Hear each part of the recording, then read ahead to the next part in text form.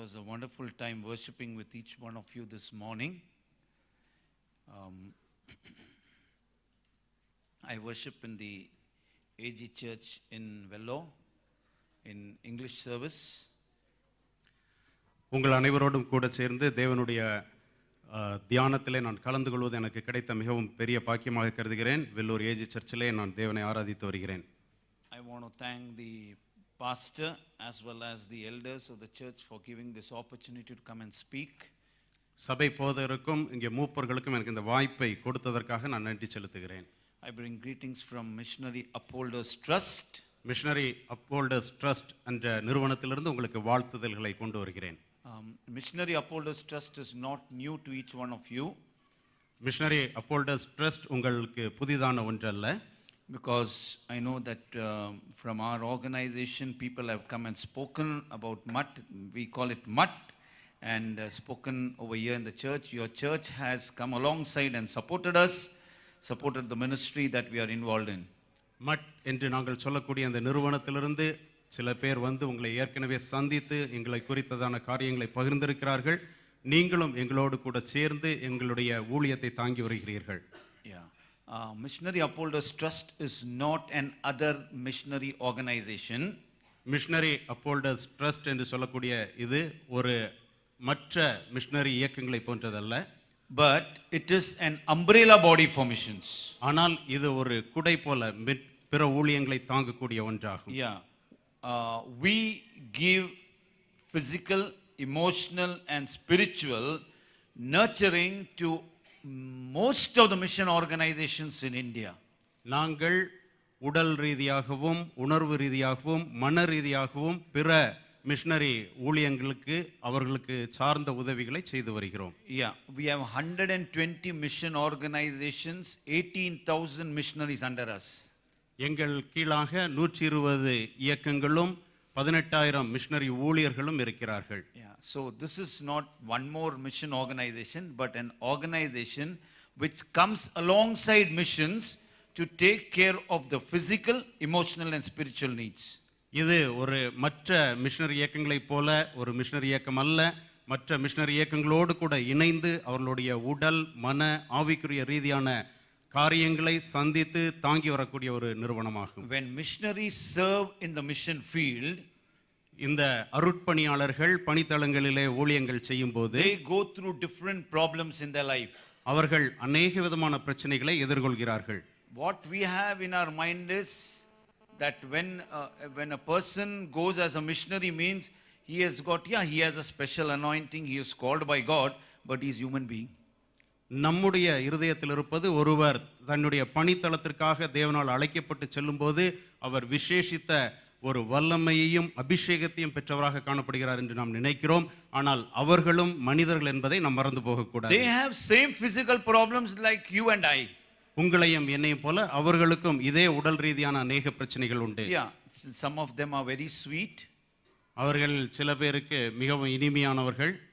Sweet, you understand, very sweet. Diabetes. Okay, அவர்களுக்கு அந்த சர்க்கரை வியாதி காணப்படும். That's very sweet. You shouldn't say diabetes. அது நல்ல இல்ல. அப்படி சொல்லுங்க. So some are very sweet. Some of them are very hot. That means blood pressure, BP is very high. சில பேருக்கு இரத்த அழுத்த வியாதிகள் இருக்கும். So some of them have sicknesses like you and me. உங்களை போன்று அநேக விதமான உடல் ரீதியான உபாதைகள் அநேக பேருக்கு இருக்கும். Today in prayer I heard about somebody about cancer. You were praying for cancer. இன்றைக்கு ஜெபக்குறிப்பிலே கேன்சருக்காக நீங்கள் ஜெபித்ததை நான் கேட்டேன். Somebody you were praying for somebody who had some heart problem. இருதய நோயாளிகளுக்காக நீங்கள் ஜெபித்ததை நான் கேட்டேன். So missionaries also go through these problems. அருட்பணியாளர்களும் இதே போன்ற பிரச்சனைகளை சந்தித்து வருகிறார்கள். And when they go through these problems and when the mission is not able to handle it, Missionary Upholders Trust comes alongside and says, we are there to help you. இந்த மாதிரியான அருட்பணியாளர்கள் உடல் பிரச்சனைகளை சந்திக்கும் போது அவர்கள் சார்ந்திருக்கிற இயக்கங்கள் அவர்களுக்கு உதவுவதற்கு சில தடைகள் காணப்படும் போது மிஷனரி அப்போல்டர்ஸ் ட்ரஸ்ட் போன்ற எங்களுடைய நிறுவனம் அவர்களை ஆதரித்து தாங்கி வருகிறோம். We ask them to please send them to our rest houses that we have. We have rest house in Vellore, very close to CMC hospital. நாங்கள் அந்த மிஷன் ஸ்தாபனங்களுக்கு அவர்களை எங்களுடைய ஓய்வு அறைக்கு, அதாவது வெள்ளூரின் அருகாமையில், வெள்ளூர் சிஎம்சியின் அருகாமையில் இருக்கக்கூடிய ஓய்வு விடுதிக்கு அனுப்பி வைக்க Yeah, சொல்கிறோம். so we have it very close to CMC. At the rest house, missionaries come and stay with us. நாங்கள் சிஎம்சி வெள்ளூர் சிஎம்சியின் அருகாமையில் இருக்கக்கூடிய ஓய்வு விடுதியிலே மிஷனரிகள் வந்து எங்களோடு கூட தங்கி செல்வார்கள். And from there we send them for treatment, and they stay there at a very affordable cost of just 10 rupees per day. அவர்கள் அங்கு வரும்போது நாங்கள் அவர்களை மருத்துவ உதவிக்காக சிஎம்சி வெள்ளூருக்கு அனுப்பி வைப்போம். அவர்களிடத்திலிருந்து ஒரு 10 ரூபாய் மாத்திரம், அதாவது அவர்களால் தகுதிப்படக்கூடிய ஒரு 10 ரூபாய் மாத்திரம் நாங்கள் அதற்காக வசூலிப்போம். So because the cost of treatment will be high, so we say that no, we should charge them less. They are servants, or they are called out, people to serve the Lord. So we should do the best for them. அந்த மருத்துவத்திற்காக அவர்கள் கொடுக்கக்கூடிய பணம் மிகவும் அதிகமாக இருப்பதனால் நாங்கள் அவர்களுக்கு உதவி, அவர்கள் தேவனுடைய அழைப்பை ஏற்று அவருடைய ஊழியத்தை செய்வதற்காக அழைக்கப்பட்டிருப்பதால் அவர்களுக்கு உதவ வேண்டும் என்பது எங்களுடைய நோக்கம். And in the rest house we have got teams of people who are there to counsel them, to encourage them. So we have different programs. We have counselors, we have got training programs. Some of them, when they hear that they have got cancer or they have got some heart problem, they go through a time of real test. Why, God, I have to go and serve the Lord? Why this is happening? அந்த ஓய்வு விடுதியிலே நாங்கள் அநேக ஆலோசகர்களை வைத்திருக்கிறோம். அவர்கள் இந்த மாதிரி உடல் ரீதியாக நோய்வாய்ப்பட்டு வருகிறவர்கள், அதாவது குறிப்பாக கேன்சர் போன்ற மிகப்பெரிய வியாதியில் வருகிறவர்களோடு கூட கலந்தாலோசித்து அவர்களை உற்சாகப்படுத்தி அவர்களை ஊக்குவித்து அவர்களுடைய மன உளைச்சலிருந்து அவர்களுக்கு விடுதலை கொடுக்கிறவர்களாக So காணப்படுகிறார்கள். we also give them medical help. அவர்களுக்கு நாங்கள் மருத்துவ ரீதியான உதவிகளை செய்கிறோம். Yeah, so we have got schemes through which we help the missionaries. நாங்கள் அநேக திட்டங்களின் மூலமாக இந்த அருட்பணியாளர்களுடைய தேவைகளை சந்தித்து வருகிறோம். Then we cater to the need of bereaved families. Bereaved is missionaries who die. What about their family? ஒரு அருட்பணியாளர் இந்த உலகத்திலிருந்து கடந்து செல்லும்போது அவர்களை இழக்க கொடுத்த குடும்பங்களுக்கு என்ன உதவிகள் செய்ய வேண்டும் என்பதை குறித்தும் நாங்கள் அதிலும் ஈடுபட்டு வருகிறோம். Yeah, some die because of accidents, some die because of persecution. But what happens to the family? Children start hating God. Then the wife is left out, not knowing what to do. Missions will say, now you can't stay in the mission field. You have to come out of it. இப்படி அந்த அருட்பணியாளர்கள் கிறிஸ்துவுக்குள் கடந்து செல்லும்போது அவர்களுடைய குழந்தைகள் சிதறடிக்கப்படுகிறார்கள், தேவனை வெறுக்க ஆரம்பிக்கிறார்கள், மனைவிகள் கைவிடப்படுகிறார்கள், அவர்கள் அந்த அருட்பணி தளங்களிலிருந்து வெளியேற்றப்படக்கூடிய ஒரு சூழல் வருகிறது. அப்பொழுது அவர்கள் இப்படிப்பட்ட கடினமான சூழ்நிலையில் செல்லும்போது எந்த காரியங்களை செய்ய வேண்டும் என்பதிலே நாங்கள் அவர்களுக்கு உதவி வருகிறோம். Yeah, we bring these people together. We have retreats for them. We encourage them. We give them a new vision, and we see that they are still involved in some way with the missions. நாங்கள் இவர்கள் அனைவரையும் கூட்டி சேர்த்து அவர்களுக்காக அநேக ரிட்ரீட்டுகளை நடத்தி அவர்களுக்குள்ளாக இருக்கக்கூடிய மனசோர்வுகளை நீக்கி அவர்களை மீண்டும் கிறிஸ்துவுக்குள்ளாக வழிநடத்துகிறவர்களாக And இருக்கிறோம். for the children of the bereaved families, we see that we give them educational loan so that they can study and come up. பெற்றோர்களை இழக்க கொடுத்த அந்த சிறுவர்களுக்கு நாங்கள் அவர்களுக்கான அந்த படிப்பு உதவிகளை செய்து அவர்கள் தேவனுக்குள்ளாக வளர்வதற்கு நாங்கள் அவர்களுக்கு உதவி வருகிறோம். Yeah. Same way, when a missionary retires, அதேபோல் ஒரு அருட்பணியாளர் ஓய்வு பெறும்போது what? Because they have left, most of the missionaries in India have left south and gone to north. இந்தியாவில் இருக்கக்கூடிய அநேக அருட்பணியாளர்களை பார்த்தீர்கள் என்று சொன்னால் எல்லாவற்றையும் விட்டுவிட்டு தென் பகுதியிலிருந்து வடபகுதிக்கு சென்றவர்களாக இருக்கிறார்கள். You didn't say south. எல்லாரையும் விட்டு you said south. எல்லாரையும் விட்டுவிட்டு அவர்கள் ஊழியத்திற்கு சென்றவர்களாக இருக்கிறார்கள்.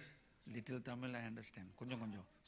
So they have left south and gone to north, and so many years they have given their life in North India. When they come back, sometimes there is no one to even take care of them.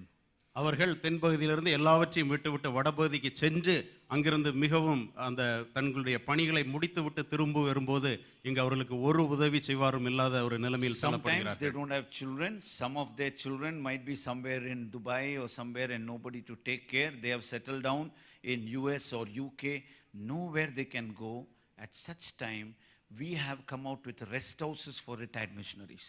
சில ஊழியக்காரர்களுக்கு குழந்தைகள் இருப்பதில்லை. சில பேருக்கு இருக்கிற குழந்தைகளும் Dubai போன்று மற்றும் America, ஐக்கிய நாடுகள் போன்ற வெளிநாடுகளில் தங்கியிருப்பதால் அவர்களை பராமரிப்பதற்கான எந்த ஒரு வசதியும் இல்லாமல் இருக்கிற காலகட்டத்தில் நாங்கள் அவர்களுக்கு ஓய்வு விடுதிகளை ஏற்படுத்தி கொடுத்து அவர்களை பராமரித்து வருகிறோம். Missionary Upholders Trust have built houses for them where they can come and stay rest of their life with us, and we will take care till they die. நாங்கள் மிஷனரி அப்போல்டஸ் ட்ரஸ்டின் ஸ்தாபனத்தின் மூலமாக அவர்களுக்கு வீடுகளை கட்டி கொடுத்து அவர்கள் தங்களுடைய எஞ்சியுள்ள வாழ்நாட்களை அந்த வீடுகளில் தங்கி கழிப்பதற்கு வசதிகள் செய்து கொடுக்கிறோம். Okay. Now as a church, what you can do?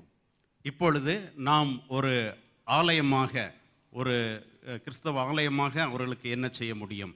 You can pray for missionaries.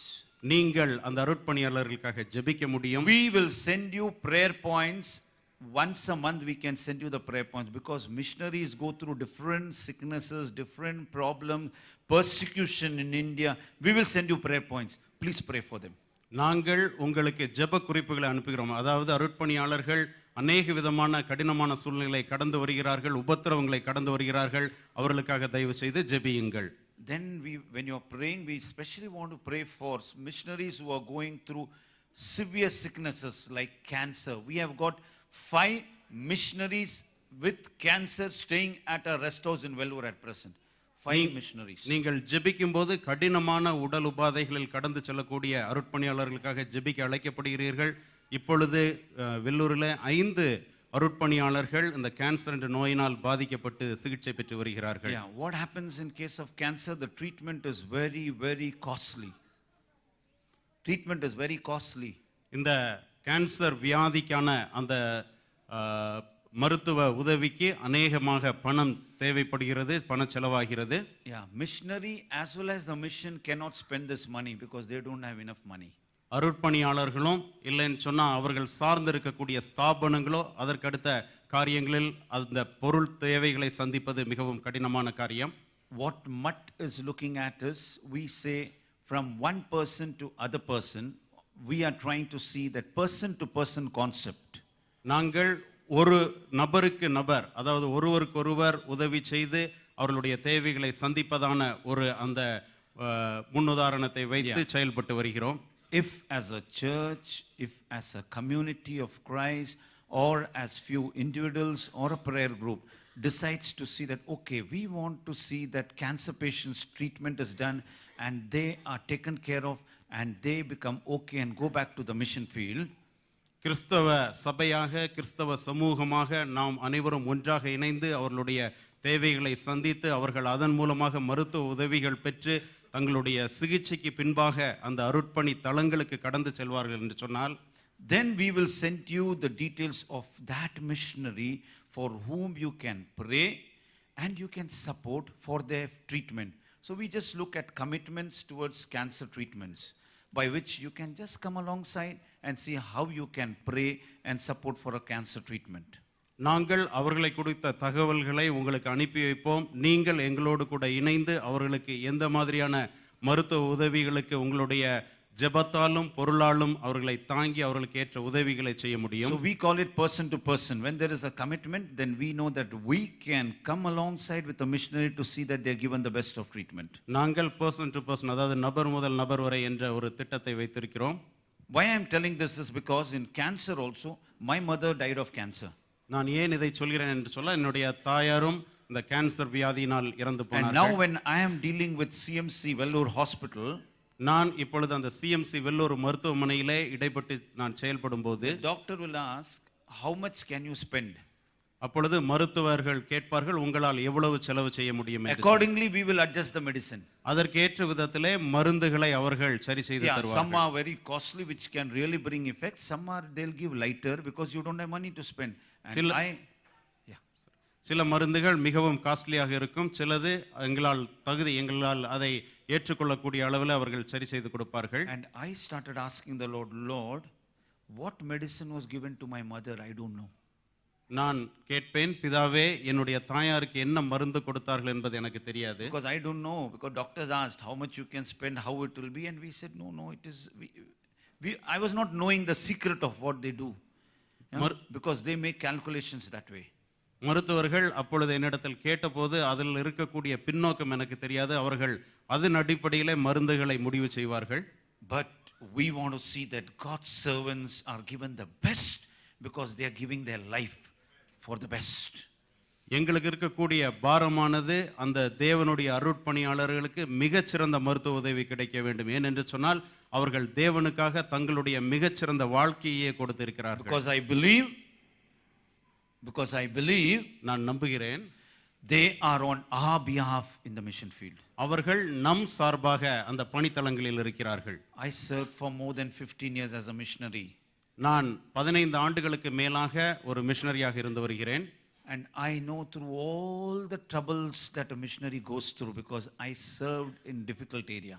நான் கடினமான பணித்தளங்களிலே ஊழியம் செய்ததால் அவர்கள் என்ன மாதிரி காரியங்களை சந்திப்பார்கள் என்பது எனக்கு தெரியும். Loneliness, sometimes nobody with you.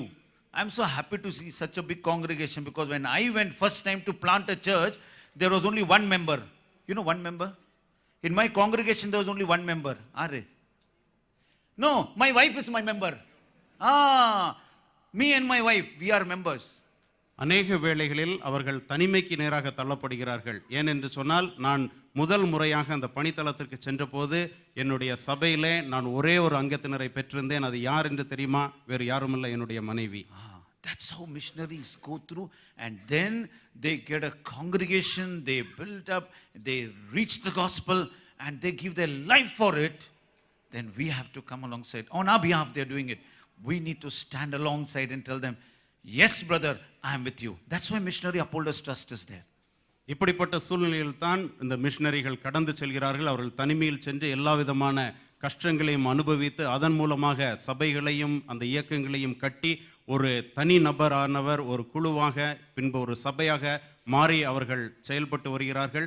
இப்படிப்பட்டவர்களை தாங்குவதற்காக தான் மிஷனரி அப்போல்டர்ஸ் ட்ரஸ்ட் நியமிக்கப்பட்டிருக்கிறது. If you want more information, I have this brochure with me. After the service, you can contact. I'll give it to you.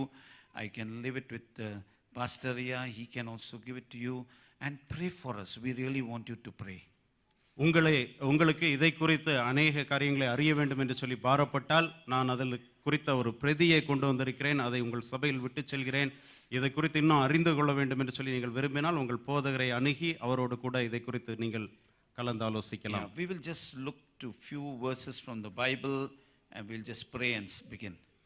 வேதத்திலிருந்து ஒரு சில வசனங்களை நாம் பார்க்க இருக்கிறோம். அதற்கு முன்பாக ஜெபிப்போம். Father in heaven, we just want to thank you and praise you for this time. தாவே, எங்களுக்கு கொடுத்திருக்கிற இந்த நல்ல நேரத்திற்காக நான் உம்மை மகிமைப்படுத்தி துதிக்கிறேன். Few minutes we are going to sit at your feet. ஒரு சில மணித்துளிகள் உம்முடைய பாதத்தில் அமர்ந்து உம்மை குறித்து தியானிக்க இருக்கிறோம். Pray, O Lord, that your spirit would be speaking to us. உம்முடைய ஆவியானவர் தாமே எங்களை நடத்தும்படியாய் ஜெபிக்கிறோம். And let our lives be as a blessing to you.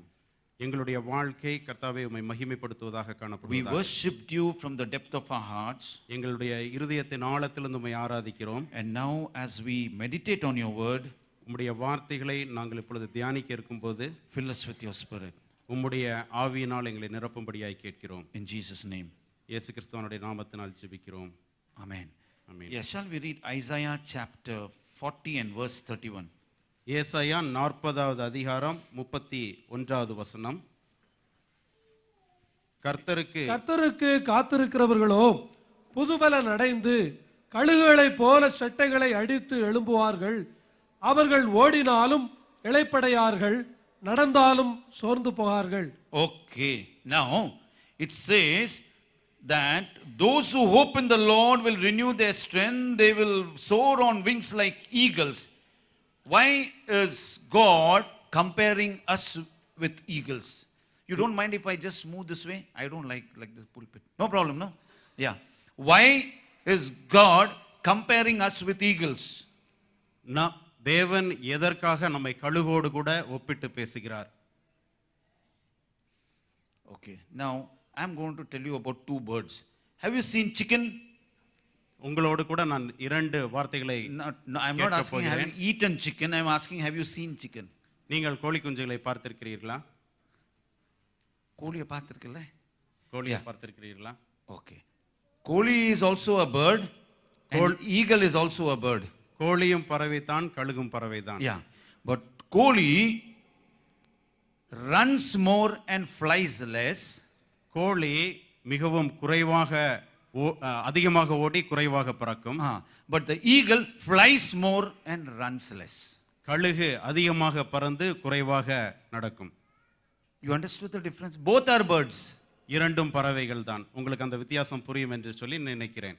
Both are birds, but one runs more and flies less, other one flies more and runs less. இரண்டும் பறவைதான். ஒன்று அதிகமாக ஓடி குறைவாக பறக்கும், இன்னொன்று குறைவாக ஓடி அதிகமாக பறக்கும். Now when God is telling that we are the people who are to fly high as the eagles, the ones who has the Lord with them, and when we are strengthened by the Lord, what he means is when there is a storm comes, when a storm comes, தேவன் நம்மை கழுகை போல நாம் உயர எழும்பி பறக்க வேண்டும் என்று சொல்கிறார் என்று சொன்னால், எப்பொழுது ஒரு அந்த புயல் போன்ற ஒரு சூழல் நம்மை சூழ வருகிறதோ, all the birds fly and go to their nest.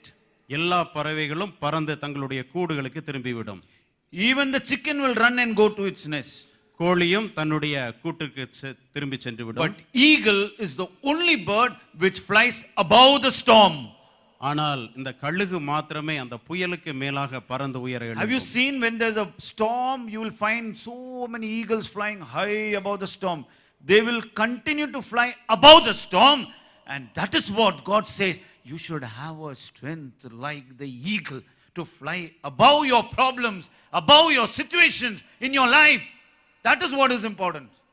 கழுகானது இந்த புயல் அடிக்கிற வேளையிலே எப்படி புயலுக்கு மேலாக எழும்பி உயர பறக்கிறதோ, அதே போல உங்களை சுற்றிலும் நெருக்கங்களும் பிரச்சனைகளும் வரும்போது அந்த பிரச்சனைகளுக்கு மேலாக நீங்கள் உயர எழும்ப வேண்டும் என்று சொல்லி தேவன் விரும்புகிறார். So what the Lord wants us is to have a mentality as an eagle and not a mentality like a chicken. தேவன் நம்மிடத்தில் எதிர்பார்ப்பது ஒரு கழுகை போன்ற ஒரு மன சூழலை நம்மிடத்தில் எதிர்பார்க்கிறார், கோழியை போன்ற ஒரு மனநிலை அல்ல. Okay, so when we as God's children will start soaring high as the eagles, நாம் தேவனுடைய பிள்ளைகளாக உயர உயர எழுந்து பறக்கும்போது, we have few roles to play on this earth. நமக்கு இந்த பூமியிலே ஒரு சில காரியங்களை செய்ய வேண்டியது நமக்குள்ள கடமையாக இருக்கிறது. First, turn with me to Revelation chapter 1 verse 6. முதலாவது வெளிப்படுத்துதல் 1வது அதிகாரம் 6வது வசனம். நம்மிடத்தில் அன்பு கூர்ந்து தமது இரத்தத்தினாலே நம்முடைய பாவங்களேற நம்மை கழுவி தம்முடைய பிதாவாகிய தேவனுக்கு முன்பாக நம்மை ராஜாக்களும் ஆசாரியர்களும் ஆக்கின அவருக்கு மகிமையும் வல்லமையும் என்றென்றைக்கும் உண்டாயிருப்பதாக. ஆமென். Yeah, so the first thing is, our role is that we are a king. We are called to be as king. நம்முடைய முதலாவது பொறுப்பானது நாம் ராஜாக்களாக அழைக்கப்பட்டிருக்கிறோம். Okay, now what is the role of a king? ராஜாவுடைய அந்த அழைப்பு என்ன, அவருடைய பொறுப்பு என்ன? Turn with me to Ecclesiastes chapter 8 and verse 4. பிரசங்கி 8:4வது வசனம். See why I am not talking in Tamil. ராஜாவின் வார்த்தை எங்கேயோ அங்கே அதிகாரம் உண்டு. Yeah. நீர் என்ன செய்கிறீர் என்று அவனுக்கு சொல்லத்தக்கவன் யார்? King's word is supreme. ராஜாவுடைய வார்த்தை மிகவும் உயர்வானது. So when we are God's children, when we start soaring high as the eagles, our first role is as a king, and king's word is supreme. நாம் ராஜாவை போல கழுகை போல உயர பறந்து எழும்பும் போது ராஜாவுக்குரிய குணாதிசயங்களுடையவர்களாக உயர்ந்த பொறுப்புகளும் நம்மிடத்திலே கடமைகளும் காணப்படுகிறது. So read Matthew chapter 16 and verse 19 what it says. மத்தேயு 16வது அதிகாரம் 19வது வசனத்தை கவனியுங்கள். பரலோக ராஜ்யத்தின் திறவுகோல்களை நான் உனக்கு தருவேன். பூலோகத்திலே நீ கட்டுகிறது எதுவோ அது பரலோகத்திலும் கட்டப்பட்டிருக்கும். Whatever you will bound on this earth will be bound in heaven. Whatever you will release will be released in. பூலோகத்தில் நீங்கள் கட்டுகிறது பரலோகத்தில் கட்டப்பட்டிருக்கும், பூலோகத்தில் கட்டவிழ்ப்பது பரலோகத்தில் கட்டவிழ்க்கப்பட்டிருக்கும். Can we confess this in our life? நாம் நம்முடைய வாழ்க்கையில இதை நாம் உரிமை கொண்டாட முடியுமா? Confess is called udumai. Okay.